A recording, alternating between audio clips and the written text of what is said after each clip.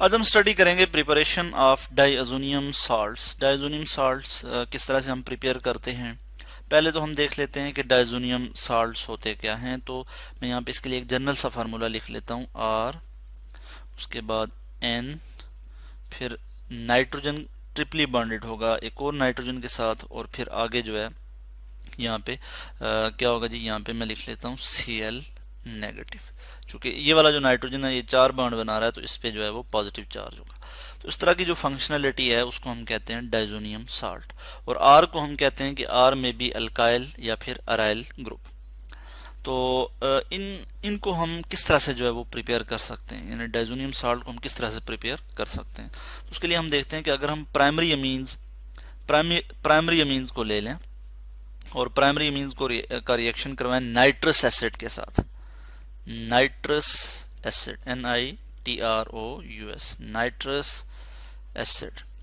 तो nitrous acid जो है बहुत ज़्यादा अनस्टेबल होता है, इसको रिएक्शन के दौरान ही जो है वो इसको प्रिपेयर किया जाता है। ठीक है, फौरन ही इसको प्रिपेयर किया जाता है और यूज़ किया जाता है। तो नाइट्रस एसिड के साथ जब हम प्राइमरी एलिफेटिक अमीन्स को ट्रीट करते हैं तो हमारे पास एक हाईली अनस्टेबल कंपाउंड आता है जिसको हम कहते हैं डाइज़ोनियम साल्ट।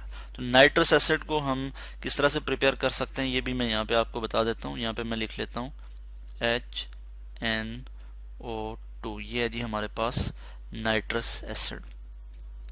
और उसके अलावा जो हमारे पास प्रोडक्ट आती है वो उसको हमें रखना होता है 5 to 10 डिग्री सेंटीग्रेड तक। ठीक है, इससे ज़्यादा टेम्परेचर हम जब रखेंगे तो वो डिकम्पोज हो जाएगी हमारी प्रोडक्ट, यानी डाइज़ोनियम साल्ट जो है वो डिकम्पोज हो जाएगा और नाइट्रोजन गैस बन जाएगी जब डाइज़ोनियम साल्ट जो है वो डिकम्पोज होगा तो हायर टेम्परेचर पे। तो ये हमारे पास एक कंडीशन है जो हम यहाँ पे यूज़ करते हैं। हम यहाँ पे देखते हैं कि हमारे पास हम एलिफेटिक अमीन्स को यूज़ करते हुए भी जो है वो बना सकते हैं डाइज़ोनियम साल्ट, और एरोमेटिक अमीन को भी बना सकते हैं। अभी हम सबसे पहले बात कर लेते हैं एलिफेटिक अमीन्स, यानी जिसमें ऐसे अमीन जिसमें स्ट्रेट ओपन चेन हाइड्रोकार्बन होती है। जैसा कि मैं यहाँ पे आपको बता सकता हूँ जैसे ये हमारे पास है जी प्रोपेन अमीन, जिसको हम कहते हैं प्रोपाइल अमीन। ये जो है इसका हम रिएक्शन करवाते हैं जी नाइट्रस एसिड के साथ। और नाइट्रस एसिड हम कैसे प्रिपेयर करते हैं कि अगर हम सोडियम नाइट्रेट का हम रिएक्शन करवाएं हाइड्रोक्लोरिक एसिड के साथ तो हमारे पास नाइट्रस एसिड जो है वो आ जाता है। तो मैं इस चीज़ को यहाँ पे लिख लेता हूँ, सोडियम नाइट्राइट प्लस HCl, इस तरह से मैं लिख लूँगा। इसका हम रिएक्शन करवाएंगे तो नाइट्रस एसिड बनेगा और नाइट्रस एसिड रिएक्ट करेगा हमारे पास प्रोपाइल अमीन के साथ। तो हमारे पास क्या आ जाएगा जी, हमारे पास इस तरह से प्रोडक्ट आ जाएगा डाइज़ोनियम साल्ट, और वो किस तरह से आएगा CH3 CH2 CH2, और फिर यहाँ पे होगा N ट्रिपल बॉन्ड N, और इस नाइट्रोजन पे प्लस चार्ज होगा चूंकि ये 4 बॉन्ड जो है वो बना रहा है। ठीक है, और साथ ही यहाँ पे क्लोरीन भी हम यहाँ पे लिख लेंगे। यहाँ पे मैं लिख लूँगा Cl negative chlorine chloride ion. ठीक है, तो ये हमारे पास आ जाता है डाइज़ोनियम साल्ट। इसको हम क्या कहते हैं, डाइज़ोनियम साल्ट। इसमें हमारे पास प्रोडक्ट क्या आ जाएगी जी, डाइज़ोनियम साल्ट प्लस यहाँ पे मैं लिख लेता हूँ वाटर, 2 मॉलिक्यूल वाटर के यहाँ से निकल जाएंगे 2H2O, और प्लस जो है हम यहाँ पे लिखते हैं प्लस NaCl, सोडियम क्लोराइड भी जो है वो यहाँ पे बनता है। इस केस में हम यहाँ पे 2HCl ले लेंगे, इक्वेशन जो है वो बैलेंस हो जाएगी।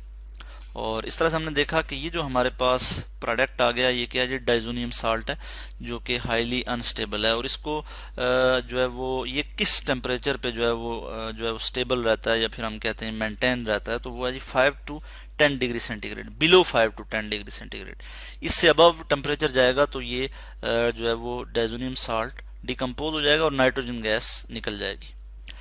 इसी तरह से हम अगर बात करें यहाँ पे एरोमेटिक अमीन की, और हम यहाँ पे बात करते हैं एनिलीन की बात कर लेता हूँ मैं यहाँ पे। इस तरह से मैं यहाँ पे बेंजीन का स्ट्रक्चर लिखूंगा, ये हमारे पास बेंजीन का स्ट्रक्चर आ गया है, और यहाँ पे मैं लिख लूँगा NH2 जो कि अमीन के लिए फंक्शनलिटी जो है अमीन की वो क्या है जी NH2 अमीन हमारे पास आ गया।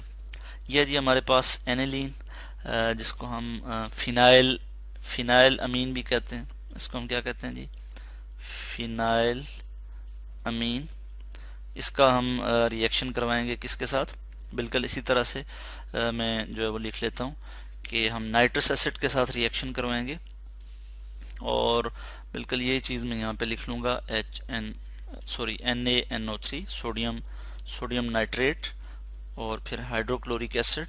ठीक है, हम यहाँ पे यूज़ करेंगे और हमारे पास जो प्रोडक्ट आ जाएगी कुछ इस तरह से आ जाएगी। मैं इस चीज़ को यहाँ पे इस तरह से लिख लूँगा, ये हमारे पास बेंजीन का स्ट्रक्चर आ गया, और यहाँ पे क्या होगा जी?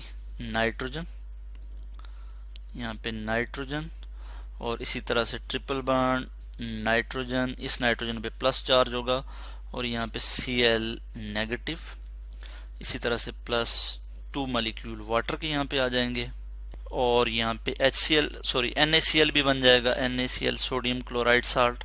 ठीक है, तो ये हमारे पास जो आ जाता है, ये हमारे पास साल्ट आ जाता है जिसे हम डाइजोनियम साल्ट कहते हैं। यहाँ पे मैं इसका नाम लिख लेता हूँ, बेंजीन डाइजोनियम क्लोराइड। इस केस में ये साथ क्या जी? क्लोराइड, डाइजोनियम क्लोराइड में यहाँ पे लिख लेता हूँ। तो ये भी जो है हमारे पास क्या है जी? बेंजीन, ये भी हमारे पास जो है वो डाइजोनियम साल्ट है। तो जो एलिफेटिक अमीन्स हैं, ठीक है, उनकी निस्बत जो एरोमेटिक अमीन्स हैं, इनके साथ जब हम डाइजोनियम साल्ट बनाते हैं तो ये ज़्यादा स्टेबल होते हैं। ठीक है, और ये इसलिए स्टेबल होते हैं कि चूंकि बेंजीन रिंग में रेजोनेंस होती है, ठीक है, और इलेक्ट्रॉन की डीलोकलाइजेशन होती है, जिसकी वजह से बेंजीन जो है वो स्टेबल होता है।